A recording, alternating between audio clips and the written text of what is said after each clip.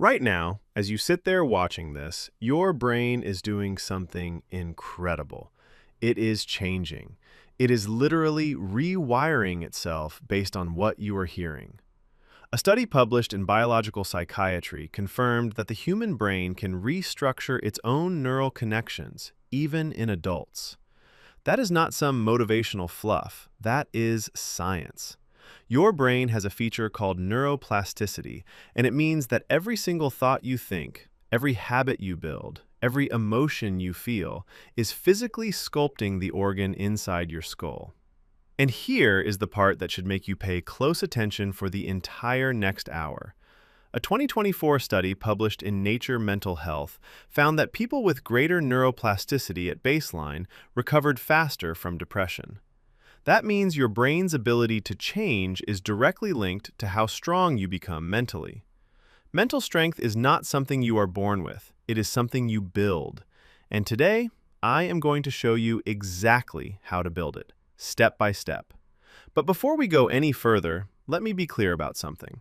This is not a just think positive kind of video. No, we are going deep. We are going into your brain chemistry. We are going into your hormones. We are going into the actual mechanics of how mental strength works inside your body.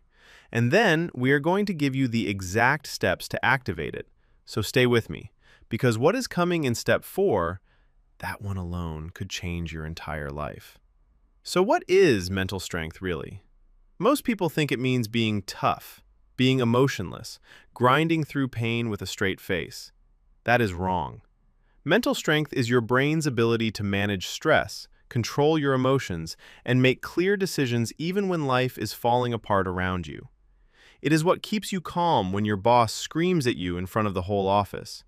It is what stops you from sending that angry text at 2 in the morning. It is what helps you wake up and try again after you just lost your job and your savings account says $4.12. Now here's the thing most people do not know. Mental strength has a biological foundation.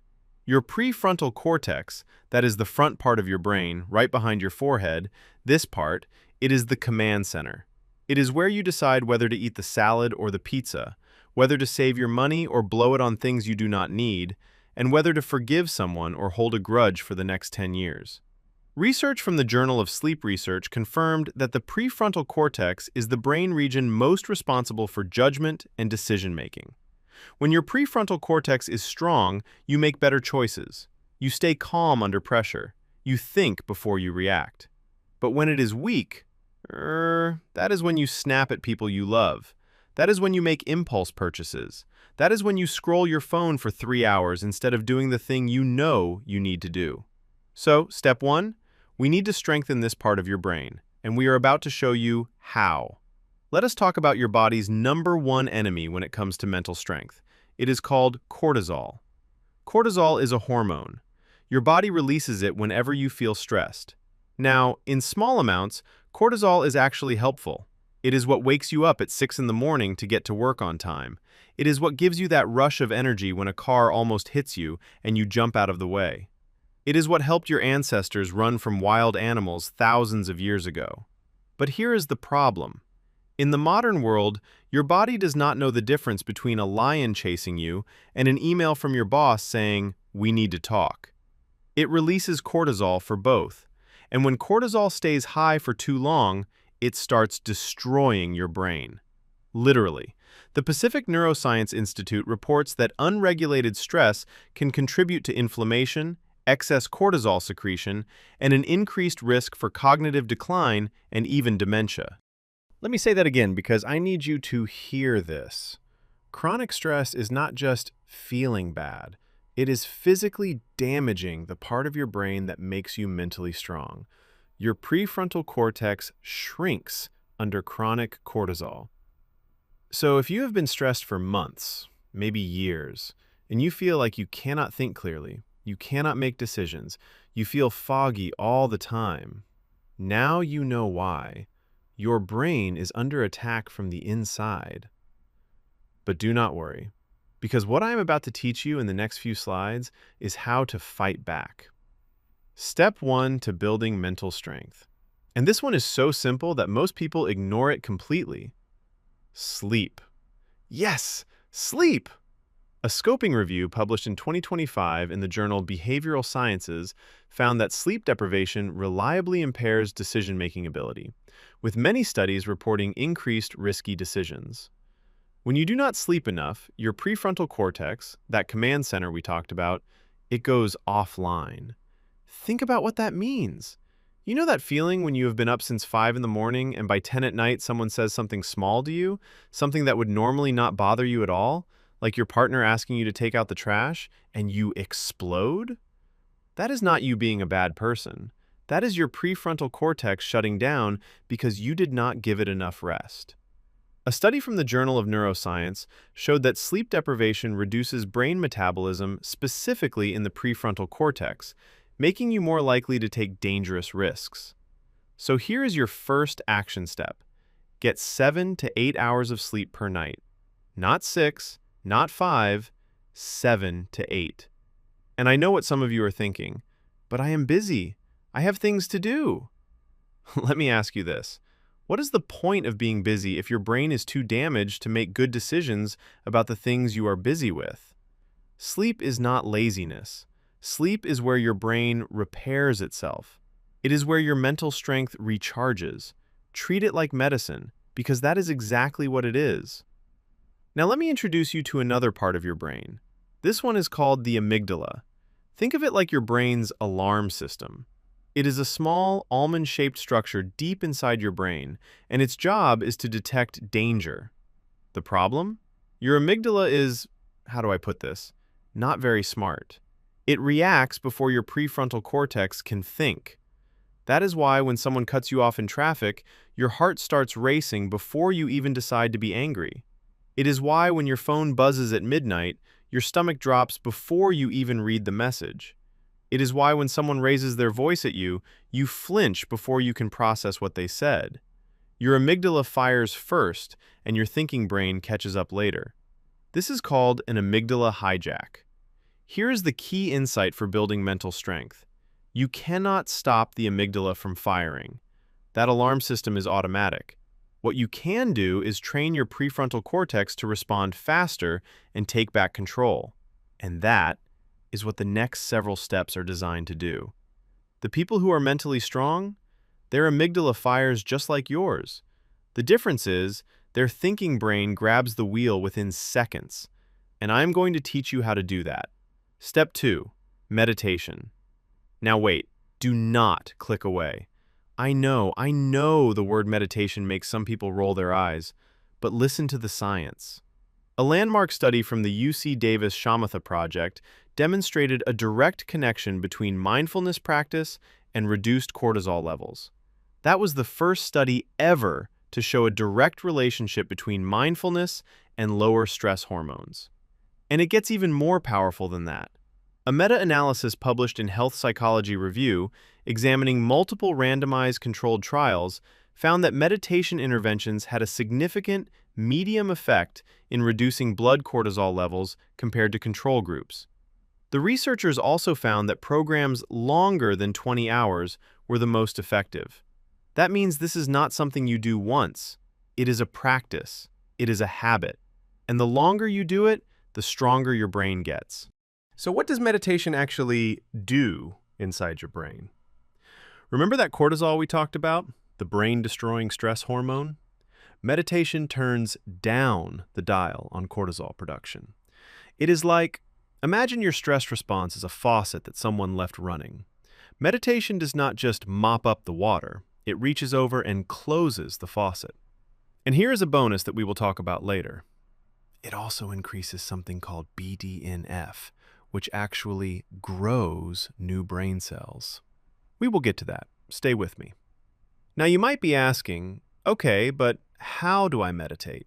And look, I am not asking you to sit on a mountain in silence for 6 hours. Start with 5 minutes. Here is exactly what to do. Sit down, close your eyes, breathe in through your nose for 4 counts. Hold it for 4 counts. Breathe out through your mouth for 6 counts. And while you do this, just notice your thoughts. Do not fight them, do not judge them. Just watch them float by like clouds passing across the sky. That is it. 5 minutes every single day. A study on mindfulness-based stress reduction found that just 8 weeks of structured meditation practice led to reduced anxiety, depression, and stress symptoms. 8 weeks? That is 2 months. Imagine where you could be in just 2 months if you started today. Now, here's what will happen when you first try this. Your brain will resist. It will say, "This is boring." It will say, "I have things to do." It will bring up that embarrassing thing you said at a party in 2014. That is normal. That resistance is the workout. Every time your mind wanders and you gently bring it back to your breath, you are doing 1 rep for your prefrontal cortex. You are making it stronger. So do not get discouraged. Get excited, because every moment of struggle during meditation is a moment of growth. Remember when I said I would tell you about BDNF? Here it is. BDNF stands for Brain-Derived Neurotrophic Factor. Think of it like fertilizer for your brain. A review published in Frontiers in Neuroscience confirmed that BDNF promotes the formation and strengthening of synaptic connections and plays a crucial role in neuroplasticity across different brain regions. In simple terms, BDNF helps your brain grow new connections and make existing ones stronger. Why does this matter for mental strength? Because every time you learn a new coping strategy, every time you choose to respond calmly instead of reacting angrily, every time you practice a new habit, your brain needs BDNF to lock in those changes. Without enough BDNF, your brain is like dry soil. Nothing new can grow. With enough BDNF, your brain becomes rich, fertile ground where mental strength can take root. So how do you increase BDNF? I am glad you asked, because the next step is one of the most powerful things you can do for your brain. And here is a hint. You do not need a gym membership. You do not need expensive equipment. You just need your own 2 legs. Let us go. Step 3. Exercise. A 2023 meta-analysis published in the British Journal of Sports Medicine, which examined nearly 100 meta-reviews of randomized controlled trials, declared that exercise should be a mainstay approach in managing depression, anxiety, and psychological distress. Did you catch that? Not could help, not might be useful, a mainstay approach. That means front and center, first in line. And here is what makes this even more exciting. A separate meta-analysis published in Frontiers in Psychiatry found that in young people, 30 to 60 minutes of resistance exercise done 3 to 4 times a week was the most effective type of exercise for reducing depression and anxiety. It outperformed aerobic exercise, mixed exercise, and even mind-body exercise. Strength training was number 1. Now, the reason exercise works so well for mental strength is that it does 3 things at once. First, it reduces cortisol. Second, it increases BDNF, that brain fertilizer we just talked about. And third, it strengthens your prefrontal cortex. Research confirms that physical activity enhances neuroplasticity by promoting BDNF production, which counteracts age-related cognitive decline. So when you exercise, you are literally building the exact brain region that gives you self-control, decision-making power, and emotional regulation.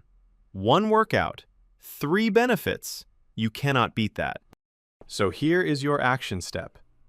Move your body for at least 30 minutes, at least 3 times per week. If you can do it every day, even better. And do not overthink this. You do not need to become a bodybuilder. Start with a 20-minute walk around your neighborhood after dinner. Do 10 push-ups when you wake up tomorrow. Take the stairs at work instead of the elevator. Dance in your kitchen while you cook.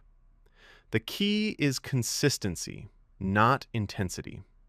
Your brain does not care whether you ran a marathon or walked around the block. What matters is that you moved, that you got blood flowing to your brain, that you triggered the release of BDNF and gave your prefrontal cortex the workout it needs.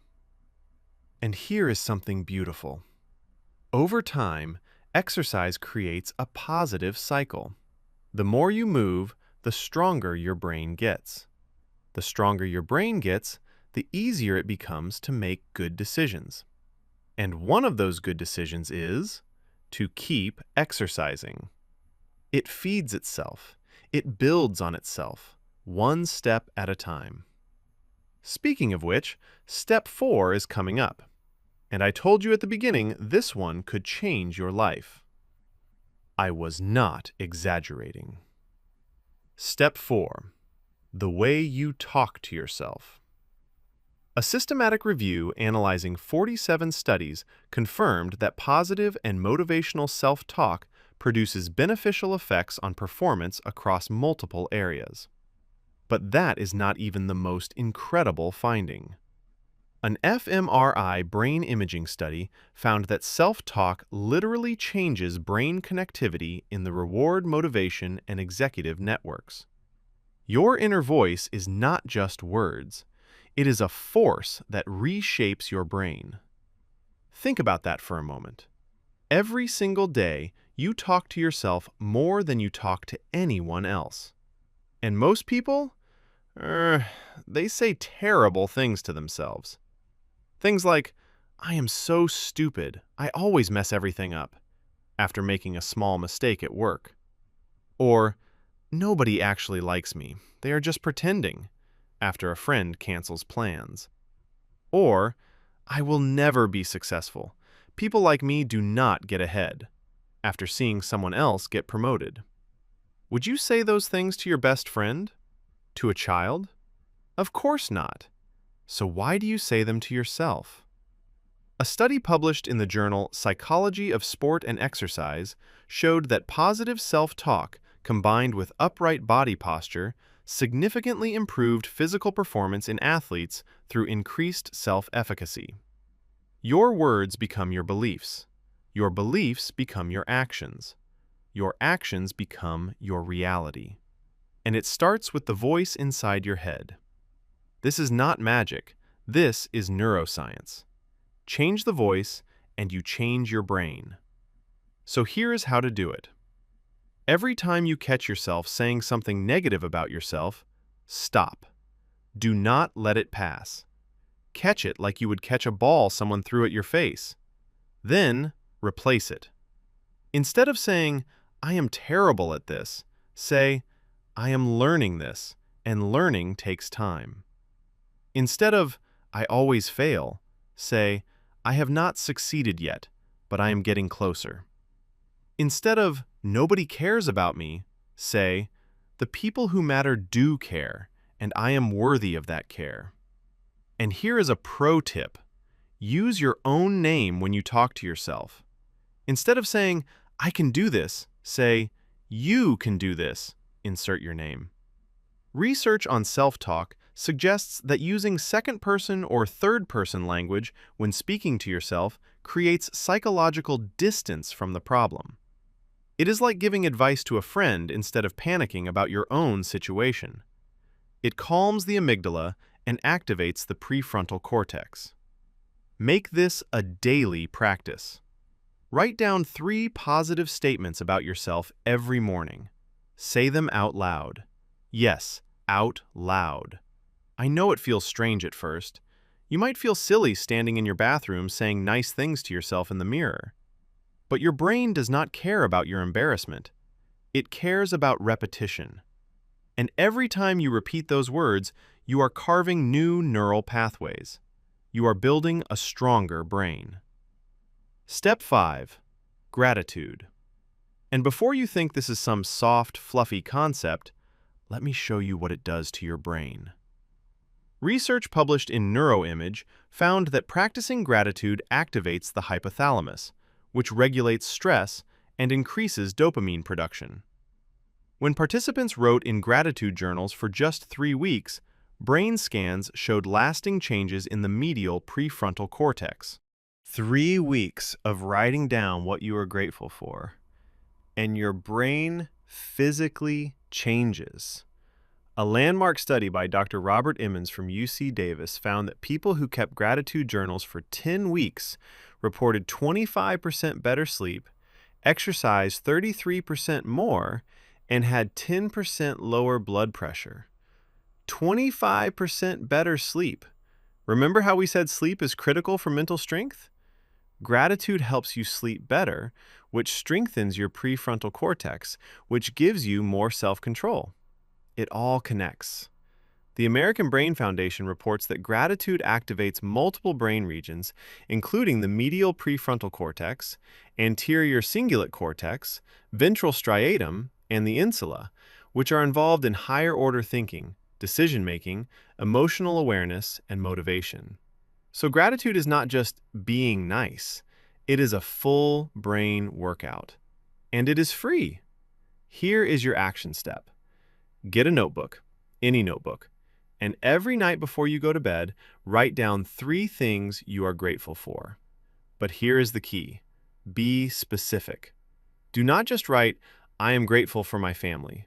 Write, "I am grateful that my sister called me today to check on me when she noticed I looked tired in my photo." Do not write, "I am grateful for food." Write, "I am grateful for that bowl of warm soup I had for lunch because it reminded me of my grandmother's cooking." The more specific you are, the more your brain activates. It has to search through your memories. It has to recall emotions. It has to re-experience positive moments. And every time it does this, it strengthens those neural pathways connected to positive thinking. Research from UC Berkeley confirmed that practicing gratitude helps train the brain to be more sensitive to gratitude over time, contributing to improved mental health. UCLA Health recommends practicing gratitude for 15 minutes a day, 5 days a week, for at least 6 weeks to achieve lasting changes in perspective. That is your target. 6 weeks, 15 minutes a day, and by the end of it, you will not even recognize the way your brain processes the world. Everything looks different when you train yourself to look for the good. Everything. Now, here is where things get interesting. I have been telling you how to reduce stress, but now I need to tell you something that might surprise you. Stress is not always bad. I know. I just spent several minutes telling you cortisol is destroying your brain. But there is a difference between chronic stress and short-term stress. Short-term stress, the kind that comes from a challenge, a deadline, a workout, a difficult conversation you know you need to have.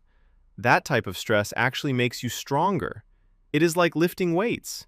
The weight puts stress on your muscles. Your muscles break down a little, and then they rebuild stronger than before. Your brain works the same way. The key is recovery. Just like you would not lift weights for 48 hours straight, you should not be stressed for weeks without a break.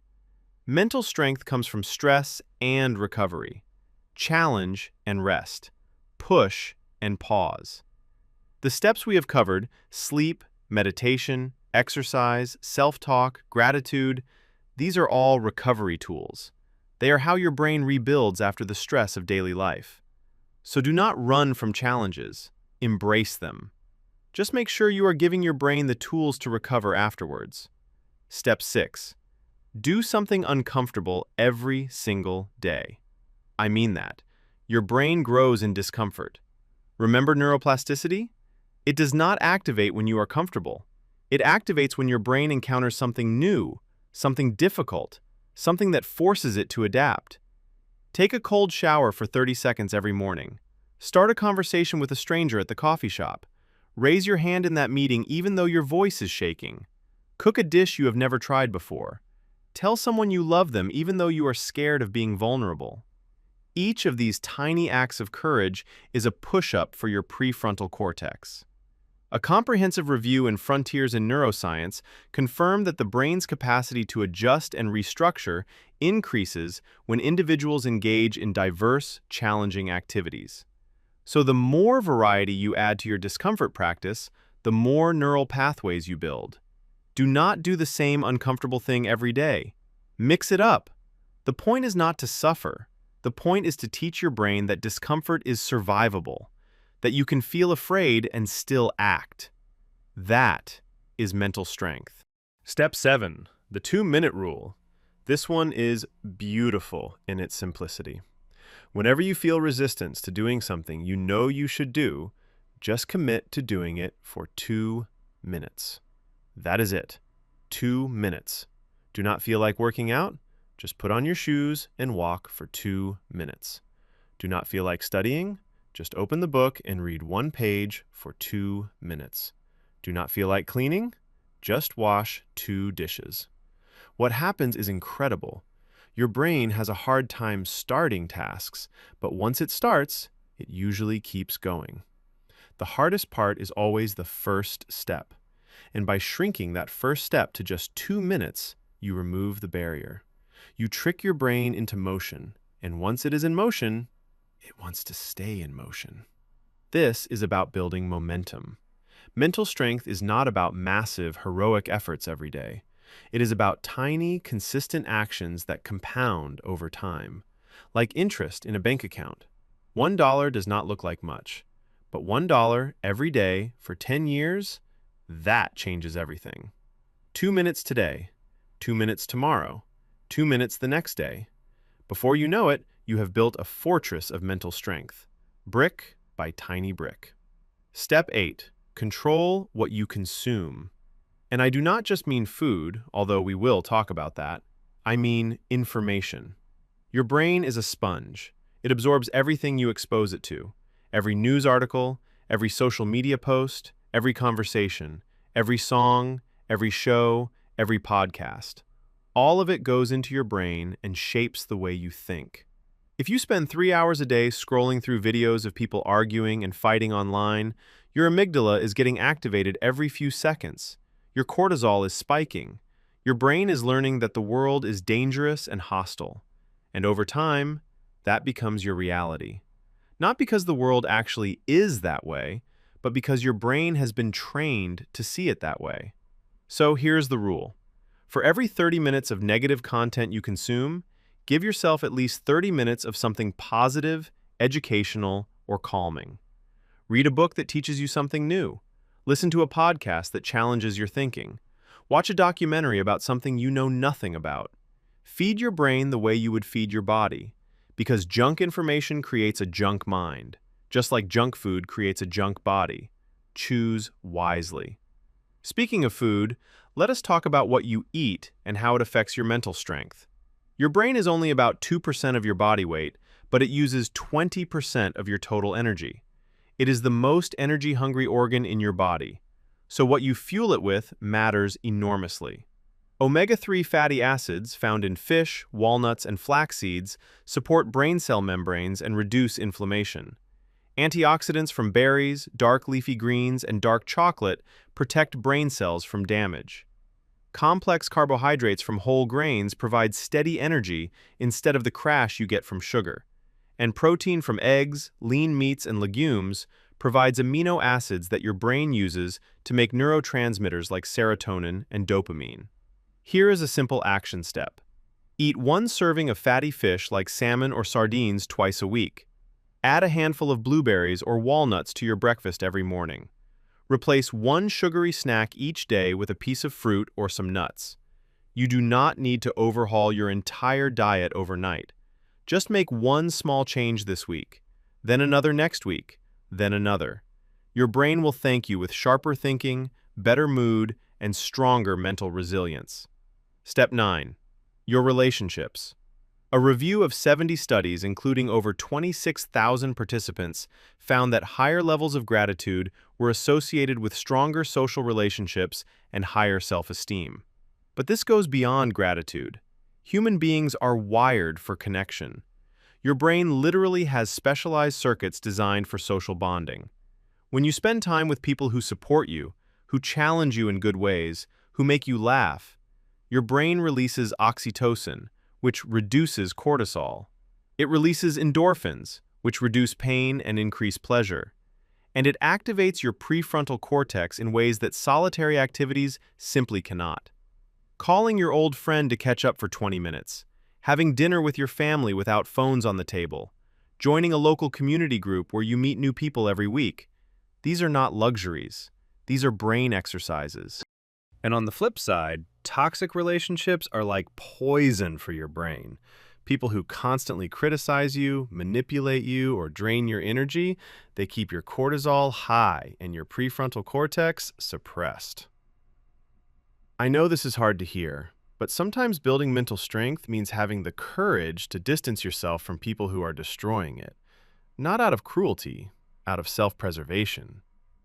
Which brings us to step 10, boundaries. Mental strength is impossible without boundaries. Boundaries are not walls you build to keep people out. They are fences with gates. You choose who comes in and who stays out. You choose what you give your time and energy to and what you do not. Saying no, I cannot take on that extra project right now because I need to rest this weekend, is a boundary. Telling your friend, I care about you, but I need you to stop calling me at midnight to complain about the same problem you refuse to fix, is a boundary. Deciding that you will not check work emails after 7 in the evening is a boundary. Every boundary you set is a statement to your brain that says, I am worth protecting. And here is something beautiful. Every time you enforce a boundary, your prefrontal cortex gets stronger. Because setting boundaries requires exactly the skills that mental strength is built on: self-control, emotional regulation, long-term thinking. It is hard to say no. It is uncomfortable. And remember what we said about discomfort? That is where growth happens. So set your boundaries. Hold them. Even when it feels awkward. Even when people push back. Your brain is getting stronger every time you do. Step 11. Learn to sit with your emotions. This one is probably the hardest skill on this entire list. Most people do one of two things when they feel a painful emotion. They either suppress it, pushing it down, pretending it does not exist, or they react to it, lashing out, making impulsive decisions, doing things they later regret. Mentally strong people do a third thing. They observe the emotion. They feel it. They name it. They say things like, I am feeling anger right now because my coworker took credit for my idea and that feels unfair. Or, I am feeling anxiety because my rent is due in 3 days and I do not have enough money yet. Or, I am feeling sadness because the person I loved chose someone else and I miss them. They do not run from it. They do not let it control them. They sit with it. Like sitting next to a fire. You can feel the heat without jumping into the flames. This is called emotional regulation, and it is one of the most important functions of your prefrontal cortex. Every time you practice this, you are telling your brain, I can feel this without being destroyed by it. And your brain learns that. It remembers. And the next time a painful emotion comes, it is a little easier to handle. Not painless, just manageable. And manageable is powerful. Here's a technique that makes this easier. It is called affect labeling. When you feel an emotion, give it a specific name. Do not just say, I feel bad. Bad is too vague. Say, I feel disappointed because I studied hard for that exam and still got a low score. Or, I feel jealous because my neighbor just bought a new car and I am still driving one with a cracked windshield. Or, I feel lonely because it is Friday night and everyone I know seems to be out having fun except me. The more precise your label, the more your prefrontal cortex activates and the more your amygdala calms down. It is like shining a flashlight into a dark room. The darkness does not disappear, but suddenly you can see what is in there. And things are always less scary when you can see them clearly. Practice this throughout your day. Check in with yourself 3 times a day: morning, afternoon, evening. Ask yourself, what am I feeling right now? Give it a name. Write it down if you can. Over time, you will develop an emotional vocabulary that gives you power over your inner world. And that is what separates people who are controlled by their emotions from people who control them. Step 12. Delayed gratification. You may have heard of the famous Stanford marshmallow experiment. Researchers gave young children a choice. You can eat 1 marshmallow now or wait 15 minutes and get 2 marshmallows. The children who waited, who could delay their gratification, went on to have higher academic scores, better health, and more success in life decades later. Why? Because delayed gratification is the essence of mental strength. It is your prefrontal cortex overriding your amygdala. It is the thinking brain saying, I know you want this now, but waiting will give us something better. And every time you practice it, you make that pathway stronger. So practice small delays every day. You want to check your phone first thing in the morning? Wait 30 minutes. You want that piece of cake after lunch? Wait until after dinner. You want to buy that new jacket online right now? Wait 1 full week and see if you still want it. These tiny moments of waiting are invisible workouts for your brain. Nobody sees them, nobody applauds them, but they are building you into someone who can say no to the easy thing and yes to the right thing. And that skill is worth more than gold. Step 13, your morning routine. The first 60 minutes of your day set the tone for everything that follows.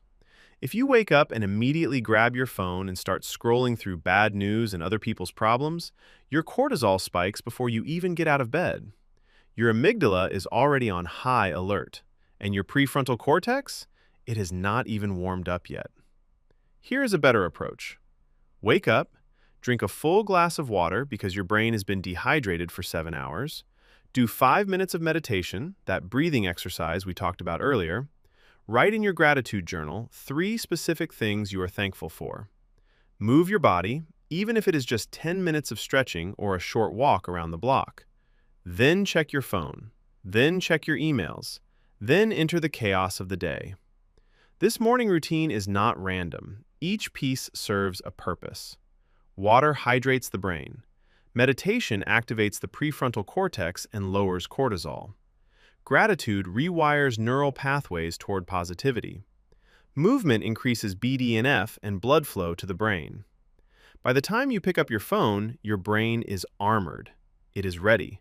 It can handle whatever the world throws at it. That is how you start a day like a mentally strong person. Step 14, journaling. And this is different from gratitude journaling. This is what I call brain dumping. Every day, take 10 minutes and write down everything that is on your mind. Every worry, every plan, every random thought, every frustration, every dream. Just get it out of your head and onto paper. Why does this work? Because your brain has limited working memory. It is like having only 5 browser tabs open at once. When you try to keep 20 thoughts in your head at the same time, like remembering to call the dentist while worrying about your rent, while planning your sister's birthday party, while trying to remember that password you forgot, your brain gets overloaded. It slows down. It makes mistakes. But when you write it all down, you free up space. You give your prefrontal cortex room to think clearly. An Indiana University fMRI study showed that writing about gratitude and positive experiences created measurable changes in brain activity in the ventromedial prefrontal cortex. Writing engages your brain differently than thinking alone. It forces organization, it forces clarity, and clarity is the foundation of good decisions. So write it down, all of it, every day. Your brain will thank you. Step 15. Reframe failure. This is crucial. Mentally weak people see failure as proof that they are not good enough. Mentally strong people see failure as data, information, a lesson, a stepping stone. The difference is not talent. The difference is not luck. The difference is how they interpret the experience. When you apply for a job and do not get it, a mentally weak response is, "I knew it. I am not qualified for anything." A mentally strong response is, "Now I know what kind of questions they ask and what skills they value, so next time I will be even more prepared." When your business idea does not work, a mentally weak response is, "I am a failure and I should just give up." A mentally strong response is, "Now I know what does not work, which gets me closer to finding what does." Every failure is a data point. Collect enough data points and you have a map that shows you exactly where not to go and points you toward where you should go. So the next time you fail, and you will fail because every human being does, do not ask, "Why did this happen to me?" Ask, "What can this teach me?" That single shift in thinking is worth more than 100 self-help books, including this video. Take it, use it. That is real mental strength. Step 16. Stop comparing yourself to other people. I know, easier said than done. especially when you open your phone and see someone your age living in a mansion, driving a luxury car, traveling the world. But here's what you need to understand about comparison. It is a trap. And it is a trap specifically designed by your amygdala. Your brain evolved to compare. In ancient times, comparing yourself to others helped you figure out your place in the group. It was useful for survival. But in the modern world, you are not comparing yourself to the 30 people in your village. You are comparing yourself to 8 billion people.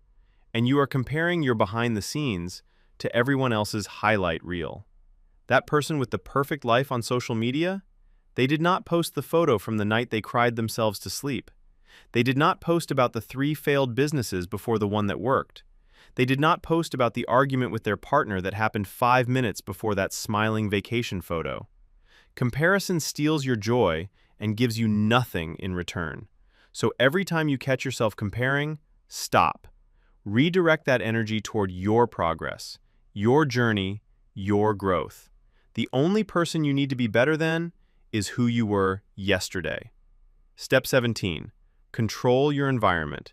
Your environment shapes your behavior more than your willpower ever will. If you keep junk food on your kitchen counter, you will eat it, no matter how much willpower you think you have. If your bedroom has a television, you will stay up later than you should. If your desk is covered in clutter, your brain will feel overwhelmed before you even start working.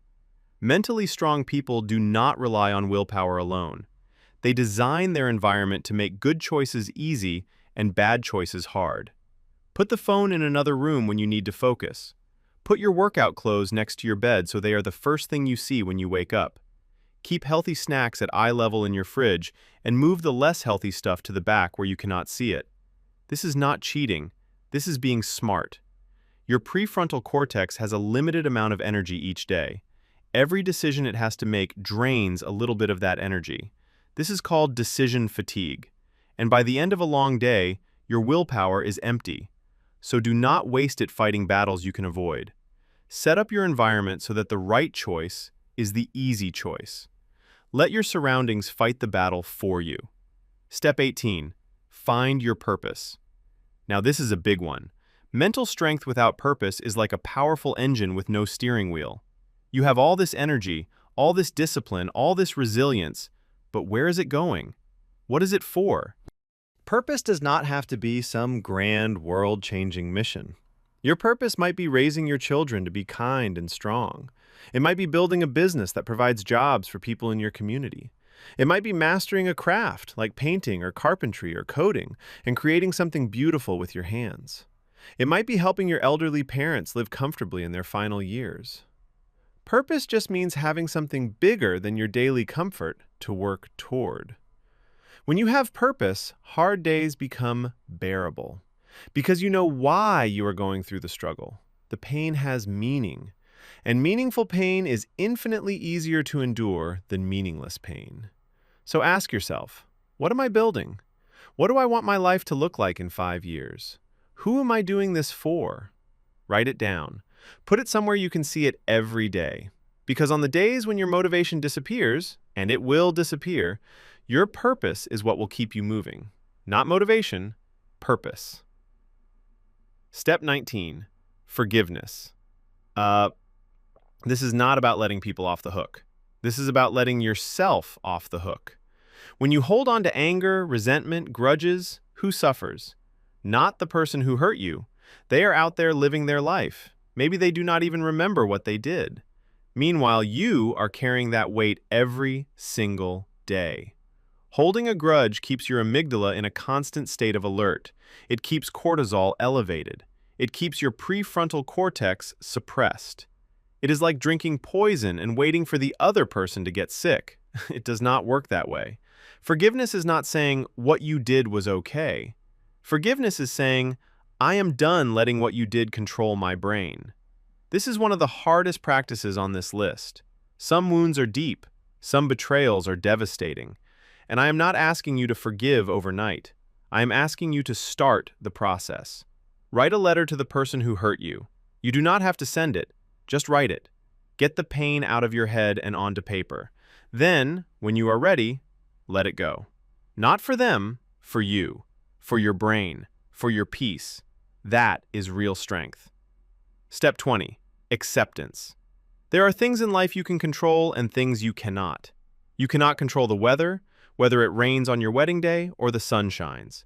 You cannot control other people's opinions, whether your in-laws approve of your career choice or your coworker gossips about you behind your back. You cannot control the economy, whether prices go up or your company decides to lay off half the staff. You cannot control the past. That thing you said 5 years ago that keeps you up at night is done. What you can control is your response. You can control how you react, what you focus on, what you do next. The Stoic philosophers understood this thousands of years ago. They called it the dichotomy of control, and it is one of the most powerful mental frameworks ever created. Every time you waste energy worrying about something you cannot control, you are stealing energy from things you can control. So here's the exercise. When a problem comes up, ask yourself one question. Can I do something about this? If yes, take action. If no, let it go and redirect your energy. Simple. Not easy, but simple. And with practice, it becomes your default way of thinking. And that is when you know your mental strength is becoming automatic. Step 21. Adopt a growth mindset. This concept comes from psychologist Carol Dweck. She discovered that people generally fall into two categories. Those with a fixed mindset believe that their abilities are set in stone. They think, I am either smart or I am not. I am either talented or I am not. And those with a growth mindset believe that abilities can be developed through effort, learning, and persistence. Here is why this matters for mental strength. If you have a fixed mindset, every challenge is a threat. Because if you try and fail, it means you were never good enough. But if you have a growth mindset, every challenge is an opportunity. Because failure just means you have not learned enough yet. The word yet is one of the most powerful words in the entire English language. I do not know how to cook becomes I do not know how to cook yet. I am not good at public speaking becomes I am not good at public speaking yet. I cannot run a mile without stopping becomes I cannot run a mile without stopping yet. That one tiny word transforms a dead end into an open road. Add it to every limitation you believe about yourself, and watch how your brain starts looking for solutions instead of accepting defeat. Step 22. Read every single day. Even if it is just 10 pages, reading does something incredible to your brain. It strengthens neural connections. It improves focus and concentration. It expands your vocabulary. It exposes you to new ideas, new perspectives, new ways of solving problems. Read a biography of someone who overcame impossible odds, like a person who grew up in poverty and built an empire from nothing. Read a book on psychology that explains why humans behave the way we do. Read a book on philosophy that challenges everything you think you know about life and happiness. The what you read matters less than the fact that you read. Although, try to mix it up. Fiction builds empathy. Nonfiction builds knowledge. Both build brain power. And here's a trick. Keep a book with you at all times. When you are waiting at the doctor's office and you feel that urge to grab your phone and scroll mindlessly, pull out your book instead. When you are on the bus or the train during your commute, read instead of watching random videos. Replace 30 minutes of screen time each day with reading, and in 1 year, you will have read approximately 20 books. 20 books of wisdom, knowledge, and perspective that are now part of your mental framework. That is an upgrade you cannot buy, only earn. Step 23. Patience. The one nobody wants to hear about. In a world of instant delivery, instant streaming, instant everything, patience feels ancient. But mental strength requires patience, because none of the things we have talked about today give instant results. Your brain did not become weak overnight. It was years of poor sleep, chronic stress, negative self-talk, and bad habits that got you here. And it will take months of consistent practice to rebuild it. Not days, not weeks, months. And that is okay. Because every single day you practice, you are a little bit stronger than you were before, even if you cannot feel it yet. Think of it like planting a seed. You water it every day, and for weeks, nothing happens. The soil looks the same. There is no sprout, no green, nothing. And most people quit during this stage. They say, "It is not working." But underneath the surface, that seed is growing. Roots are spreading. And then one day, a tiny green sprout breaks through the dirt. And from that moment on, growth becomes visible. You are planting seeds right now. By watching this video, by learning these steps, keep watering. Your breakthrough is coming. Step 24. Limit your daily decisions. Remember decision fatigue? Every choice you make throughout the day drains your prefrontal cortex a little bit.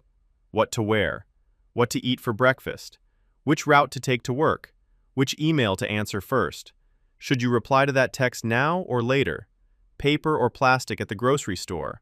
By the end of the day, your brain is exhausted. This is why many successful people wear the same type of outfit every day. It is not about fashion, it is about conserving brain power. They eliminate trivial decisions so they have more energy for decisions that actually matter. Here is your action step. Simplify wherever you can.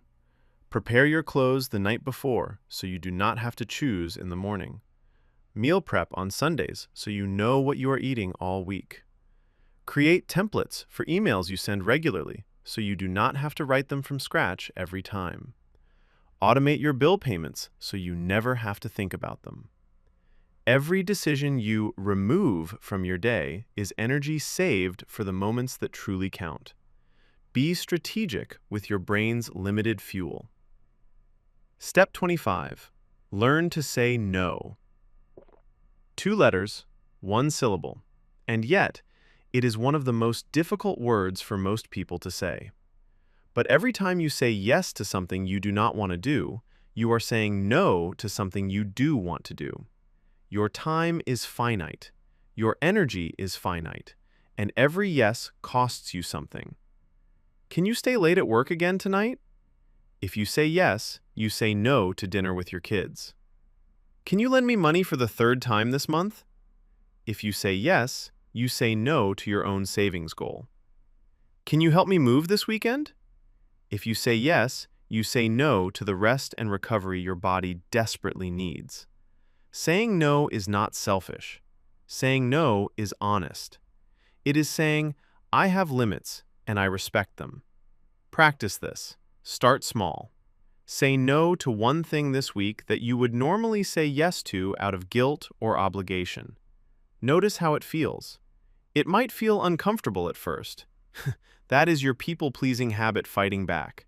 Let it fight, and say no anyway. Because every no you say to the wrong things is a yes to your own mental strength, your own well-being, your own life. Step 26. Visualization. This is not some mystical woo-woo practice. This is neuroscience. When you imagine yourself performing an action, your brain activates many of the same neural pathways as when you actually do it. Athletes have used this technique for decades. They mentally rehearse their performance before they step onto the field, the court, or the track. Before a big job interview, close your eyes and see yourself walking into the room with confidence. Hear your own voice answering questions clearly and calmly. Feel the handshake at the end when the interviewer says, "We would love to have you on the team." Before a difficult conversation with your partner, visualize it going well. See both of you staying calm, listening to each other, finding a solution together. Your brain does not fully distinguish between a vividly imagined experience and a real one. So when you visualize success repeatedly, your brain starts to treat it as familiar. And familiar things feel less scary, less intimidating, more achievable. Spend 5 minutes each day visualizing one goal. See it, feel it, hear it, smell it. The more senses you engage, the more real it becomes in your brain. And the more real it feels, the more likely you are to make it happen. Step 27. Controlled breathing. Your breath is the only bodily function that is both automatic and voluntary. Your heart beats on its own. You cannot just decide to stop it. Your stomach digests on its own. But your breath, You can control it anytime you want. And when you do, you directly influence your nervous system. When you breathe slowly and deeply, you activate your parasympathetic nervous system. That is the rest and digest system. It lowers your heart rate. It reduces cortisol. It tells your amygdala, we are safe. There is no threat. And your prefrontal cortex comes back online. All of that from just breathing differently. Here is a technique called the 4-7-8 method. Breathe in through your nose for 4 seconds. Hold your breath for 7 seconds. Breathe out through your mouth for 8 seconds. Do this 4 times. It takes less than 2 minutes, and it can pull you out of a panic attack, calm you before a stressful meeting, or help you fall asleep at night. Carry this technique with you everywhere. It costs nothing. It takes no equipment, and it gives you instant access to your calm, rational thinking brain. That is power you can carry in your lungs. Step 28. Identify and cut your toxic habits. And be honest with yourself here. You know which habits are hurting you. Maybe it is drinking a bottle of wine every night after work to relax. Maybe it is smoking cigarettes during your lunch break, even though you have promised yourself 100 times you would quit. Maybe it is staying up until 2 in the morning, watching shows you do not even enjoy because you are avoiding the silence of your own thoughts. Maybe it is checking your ex's social media every day, even though it makes your chest feel tight. These habits give you short-term relief and long-term damage. They feel good in the moment because they trigger dopamine, but they are stealing from your future self. Every cigarette takes minutes off your life. Every night of lost sleep weakens your prefrontal cortex. Every hour spent stalking an ex keeps your amygdala in overdrive. Pick one toxic habit, just one, and commit to reducing it by 50% this month. Not eliminating it, reducing it. If you drink every night, try every other night. If you stay up until 2, try midnight. Small reductions are sustainable. Massive changes usually are not. Be kind to yourself, but be honest with yourself. Your future self is counting on the decisions you make today. Step 29. Get an accountability partner. Mental strength is easier to build when you are not doing it alone. Find someone, a friend, a family member, a colleague, anyone you trust, and share your goals with them. Ask them to check in on you. Ask them to hold you to your word. Tell them, I am committing to meditating 5 minutes every morning. Can you text me at 7:30 each day and ask me if I did it? Or, I am trying to read 10 pages every night. Can we do a video call every Sunday and share what we learned that week? Or, I am working on not losing my temper. If you see me getting angry, can you quietly remind me to breathe? That is not weakness. That is strategy. Human beings are social creatures. We perform better when we know someone is watching. Not in a surveillance way, in a someone cares about my progress way. An accountability partner transforms a private struggle into a shared mission. And shared missions have a much higher success rate than solo ones. Find your person. Start today. Your mental strength journey just got a teammate. Step 30. Self-compassion. This is the opposite of what most people think mental strength looks like. Most people think mental strength means being hard on yourself, pushing through, never complaining, never showing weakness. But that is not strength. That is just exhaustion with a mask on. True mental strength includes being kind to yourself when you mess up, because you will mess up. You will miss a meditation. You will eat the junk food. You will snap at someone you love. You will skip the workout. And when that happens, the question is, what do you do next? If you beat yourself up, you say things like, I always fail, what is even the point of trying? And then you quit the whole process. But if you practice self-compassion, you say things like, I had a rough day. I did not follow through on my plan, but tomorrow is a fresh start and I will try again. One response leads to giving up. The other leads to getting back up. And getting back up, that is what mental strength really is. Not never falling. Getting back up every single time.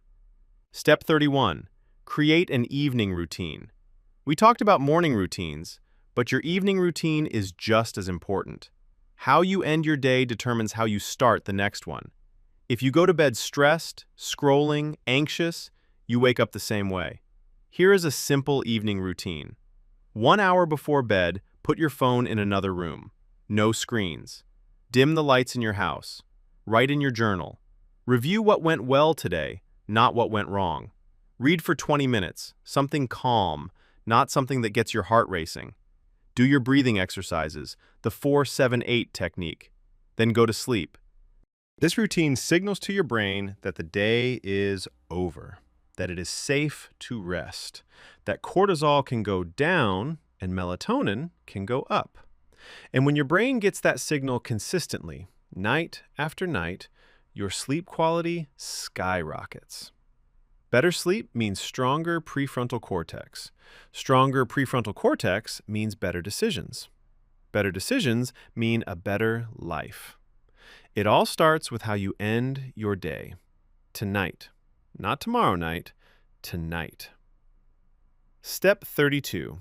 Spend time in nature. A study found that walking in green spaces led to a significant reduction in amygdala activation, whereas walking in an urban environment had no effect on amygdala activity. Your amygdala, that alarm system we talked about, nature turns it down. Trees, grass, open sky, fresh air, these are not just pleasant, they are medicine for your brain. Walk in a park for 20 minutes during your lunch break instead of eating at your desk while staring at your computer. Sit by a river or a lake on the weekend and just listen to the water. Find a trail near your home and hike it once a week, even if it is a short and easy one. If you live in a city and nature is hard to find, even looking at photos of nature or having plants in your home has been shown to reduce stress.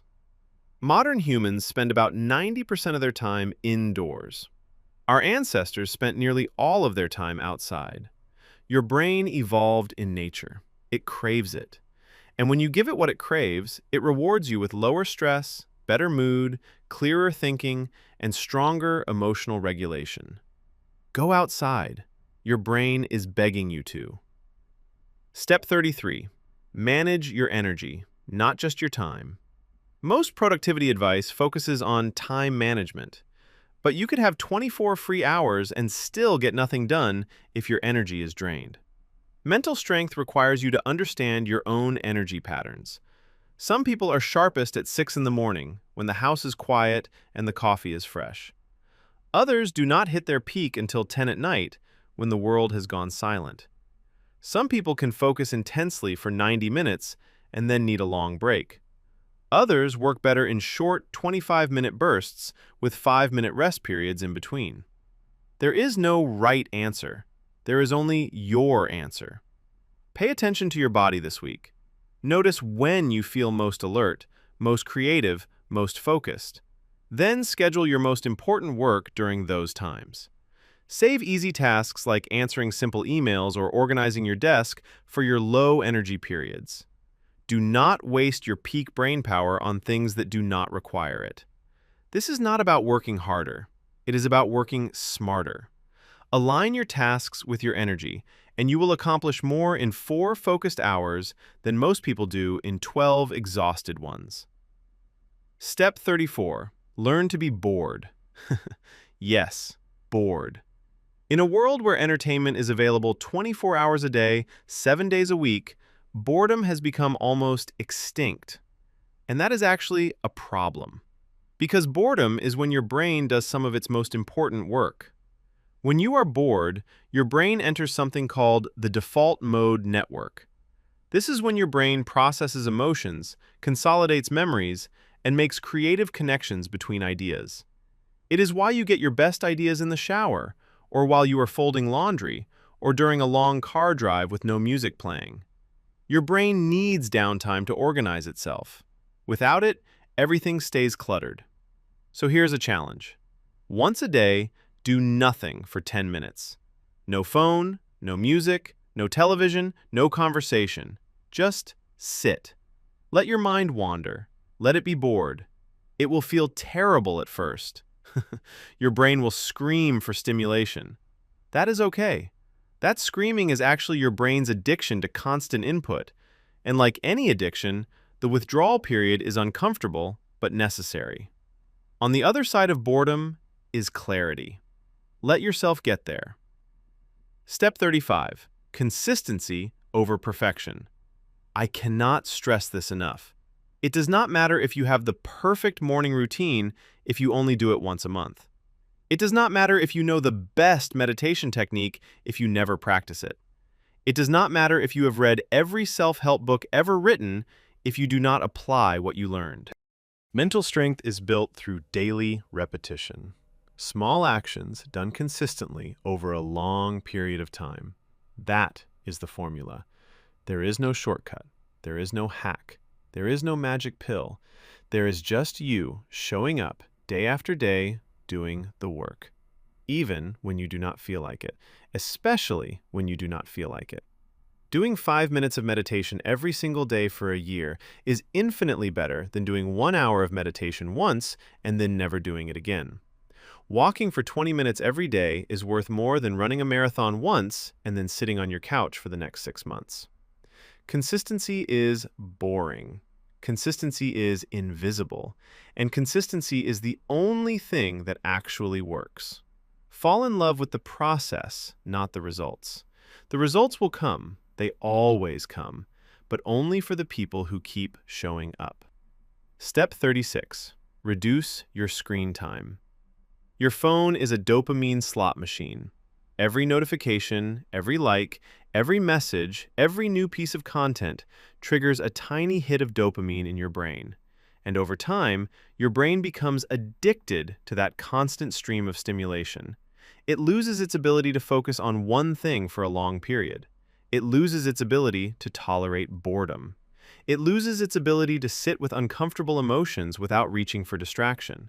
And all of those abilities, focus, boredom tolerance, emotional regulation, are exactly the abilities you need for mental strength.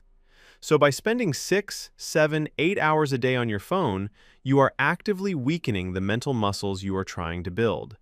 It is like doing push-ups while someone is pushing you back down. Here is the action step. Check your screen time right now. Whatever number it shows, aim to reduce it by 1 hour this week. Just 1 hour. Replace that hour with any of the steps we have discussed today. Meditation, exercise, reading, journaling, nature, conversation. Anything that does not involve a glowing screen. Your brain will resist. It will tell you that you are missing out. You are not missing out. You are tuning in to yourself, to your own mind, to your own strength. Step 37. Practice radical honesty. With yourself first and with others second. Lying, even small lies, creates cognitive load. Your brain has to remember the lie. It has to maintain the lie. It has to worry about the lie being discovered. All of that takes energy from your prefrontal cortex. When you are honest, your brain is free. It does not have to maintain multiple versions of reality.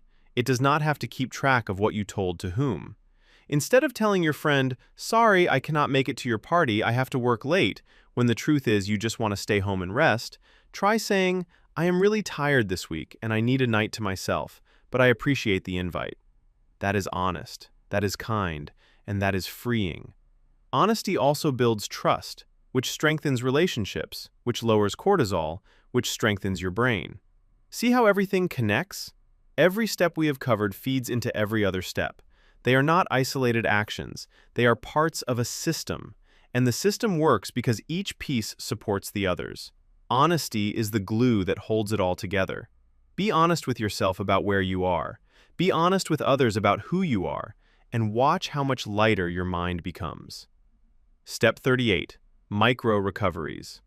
We talked about the importance of recovery after stress, but you do not have to wait until the end of the day to recover. You can build tiny recovery moments throughout your entire day. Take 3 deep breaths before you walk into your next meeting. Close your eyes for 60 seconds between tasks and just let your brain rest. Step outside for 2 minutes and feel the sun on your face while you sip your coffee. Stretch your body at your desk, reach your arms overhead, roll your neck, shake out your hands. Listen to one song that makes you feel peaceful. Truly listen to it, not as background noise. These micro-recoveries take less than 5 minutes each, but spread throughout the day, they prevent cortisol from building up to dangerous levels. Think of it like this. If stress is water filling a bathtub, most people wait until the water is overflowing before they pull the plug. Micro-recoveries are like pulling the plug a little bit every few hours, so the water never reaches the top. Smart, simple, and incredibly effective for maintaining mental strength all day long. Step 39. Define your non-negotiables. These are the things you do no matter what. Rain or shine, busy or free, happy or sad, motivated or not. For you, it might be, I meditate for 5 minutes every morning no matter what. Or, I go for a walk every evening no matter what. Or, I write in my journal before bed no matter what. Non-negotiables remove choice from the equation. You do not decide whether to do them, you just do them, like brushing your teeth. You do not wake up and ask yourself, should I brush my teeth today? No, you just brush them. It is automatic. That is what your non-negotiables should become, automatic. Pick 3, only 3. Make them simple enough that you can do them even on your worst day. Even if you are sick, exhausted, heartbroken, traveling, you can still do your 3-minute breathing exercise. You can still write down one thing you are grateful for. You can still drink a glass of water first thing in the morning. These are your anchors. They keep you grounded when everything else is chaos. And on the hardest days, they might be the only thing you do. And that is enough, because you showed up. And showing up is everything. Here's something important I need you to understand. Mental strength is quiet. It does not announce itself. It does not post on social media. It does not need applause. The strongest people you know might not look strong at all. They are not the ones screaming the loudest or showing off their muscles or bragging about their achievements. Mental strength is the single mother who gets up at 5 in the morning to pack lunches and still smiles when she drops her kids off at school. It is the man who just lost his wife and still shows up to work because his team depends on him. It is the teenager who gets bullied every day but still walks into that school building with his head held up because he refuses to let them break his spirit. It is silent. It happens behind closed doors, in private moments, in the space between what happens to you and how you respond. Nobody sees it, nobody celebrates it, but it is there. And if you have made it this far in this video, it is building inside you, right now, whether you feel it or not. Trust the process. You are becoming someone you have not met yet, and that person is going to be incredible. Step 40. Study mentally strong people. Not to copy them, but to learn their patterns. Read their stories, watch their interviews, listen to how they talk about their failures. Notice how they handle setbacks. You will start to see the same themes over and over. Consistency, patience, self-awareness, purpose, resilience, recovery. Read about Nelson Mandela, who spent 27 years in prison and came out without bitterness. Learn about Oprah Winfrey, who was told she was too emotional for television and went on to build a media empire. Study how athletes like Michael Jordan were cut from their high school basketball teams and used that rejection as fuel to become the greatest of all time. Their stories are not just entertainment, they are blueprints. They show you what is possible when mental strength is fully developed. And here is the most encouraging part. None of these people were born this way. They all built it. Step by step, through failure and recovery, through pain and purpose, through practice and patience. If they could do it, you can too. The only difference between where you are now and where they ended up is the work in between. And that work starts today. Step 41. Stop overthinking. The silent killer of mental strength. Overthinking is when your brain runs the same problem through the same loop over and over and over again without reaching a solution. It is lying in bed at 3 in the morning, replaying the conversation you had with your manager and thinking of all the things you should have said. It is spending 4 hours researching which laptop to buy because you are terrified of making the wrong choice. It is imagining every possible worst-case scenario for a date you have next Friday. Overthinking does not solve problems. It creates them. It turns small worries into big anxieties. It turns simple decisions into paralyzing dilemmas. And it keeps your cortisol elevated for hours over things that may never even happen. Here is the antidote. Set a timer. Give yourself 10 minutes to think about the problem. Write down your options, pick the best one, and then move on. Will the decision always be perfect? No. But a good decision made now is almost always better than a perfect decision made never. Your brain wants certainty, but life does not offer certainty. Mental strength is the ability to act in the face of uncertainty. Make the choice, trust yourself, and keep moving. Step 42. Celebrate your small wins. Most people only celebrate big achievements, promotions, graduations, major milestones. But mental strength is built on a foundation of small daily victories.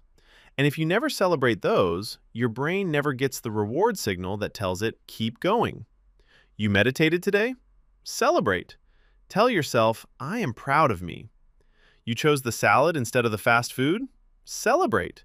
Give yourself a genuine pat on the back. You held your temper when someone cut you off in traffic? Celebrate. That was your prefrontal cortex doing its job. You went to bed on time instead of scrolling until 2 in the morning? That deserves recognition. When you celebrate small wins, your brain releases dopamine. And dopamine is not just a feel-good chemical, it is a learning chemical. It tells your brain, this action was good, do it again. So by celebrating your daily victories, you are literally training your brain to repeat the behaviors that make you stronger. Stop waiting for the big wins. Start celebrating the small ones, because the big ones are just a lot of small ones stacked together. Step 43. Schedule time to completely disconnect. Once a week, for at least 2 hours, turn off everything. No phone, no computer, no television, no internet. Just you and the real physical world around you. Go for a walk in the park and just observe the way the light comes through the leaves. Cook a meal from scratch and really pay attention to the colors and smells and sounds of the kitchen. Sit with your family and talk. Actually talk, not just sit in the same room while everyone stares at different screens. Play a board game. Build something with your hands. Draw, even if you are terrible at it. This disconnection is not a punishment. It is a gift to your brain. It gives your prefrontal cortex time to rest. It gives your dopamine receptors time to reset. It gives your amygdala time to calm down. And after those 2 hours, you will feel different, clearer, calmer, more present, more alive. Because for the first time all week, you are not consuming. You are just being. And being is enough. You are enough. Remember that. Step 44. Teach what you learn. This might surprise you, but one of the best ways to strengthen your brain is to explain what you know to someone else. When you teach, your brain has to organize information clearly. It has to find connections. It has to anticipate questions. It has to simplify complex ideas. All of that is advanced prefrontal cortex activity. So take what you have learned today and share it. Tell your partner about how cortisol affects the prefrontal cortex while you are cooking dinner tonight. Explain the 2-minute rule to your friend who has been struggling with procrastination. Share the 4-7-8 breathing technique with your coworker who is always stressed before meetings. You do not have to be an expert. You just have to share. And here is the bonus. When you teach someone else these tools, you are not only strengthening your brain, you are strengthening theirs. You are helping someone else build mental strength. And that creates a ripple effect. One person teaches another, that person teaches another, and slowly, quietly, the world gets a little bit stronger, a little bit calmer, a little bit kinder. That is the real power of what we are doing here. It goes far beyond just you. So let us bring it all together. Mental strength is not a destination. It is a lifestyle. It is not something you achieve once and then you are done. It is something you practice every single day for the rest of your life. Just like physical fitness, just like hygiene, just like learning. The steps we covered today, sleep, meditation, exercise, self-talk, gratitude, discomfort, the 2-minute rule, nutrition, relationships, boundaries, emotional regulation, delayed gratification, morning and evening routines, journaling, reframing failure, spending time in nature, reading, breathing, honesty, self-compassion, consistency, these are not items on a checklist. They are pieces of a way of living. You do not have to do all of them perfectly. You do not have to start all of them today. Pick 3. Just 3 that resonated with you the most. Start with those. Practice them until they become automatic. Then add another. Then another. Brick by brick. Day by day. This is how you build a brain that can handle anything. Not a brain that never feels pain. A brain that feels pain and keeps going anyway. And remember something. Your brain is on your side. It wants to be strong.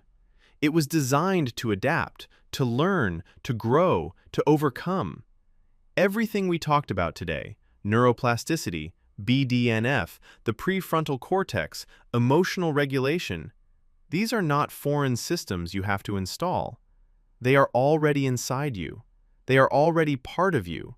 You are not building something from nothing. You are activating something that has been waiting inside you your whole life. Your brain has been waiting for you to give it the right conditions, the right sleep, the right fuel, the right challenges, the right rest. And now you know what those conditions are. So the question is not, can I build mental strength? The answer to that is already yes. The question is, will I do the work? And only you can answer that. Nobody else can do it for you. No video can do it for you. No book, no course. Only you. One decision at a time, one breath at a time, one day at a time. You have everything you need. You have always had everything you need. Now go use it. This is the moment, right here, right now. Not tomorrow, not Monday, not when things calm down. Now. Because there will never be a perfect time to start. There will always be an excuse. There will always be a reason to wait. But your brain does not care about perfect timing. It cares about repetition. And repetition starts with the first rep. So here is what I want you to do the second this video ends. Take 3 deep breaths, in through your nose, out through your mouth. Then grab a piece of paper and write down the 3 steps from this video that spoke to you the most. Put that paper somewhere you will see it every day. And tomorrow morning, when you wake up, do one of them. Just one. That is all I am asking. One small act of mental strength. And then do it again the next day, and the next, and the next. You came here looking for something. You watched this entire video. That tells me something about you. It tells me you are hungry for change. It tells me you are ready. And it tells me that the person you are going to become is going to look back on this moment as the day everything started to shift. I believe that. Now it is your turn to believe it too. Go build your mind. Go build your strength. Go build your life. You have got this.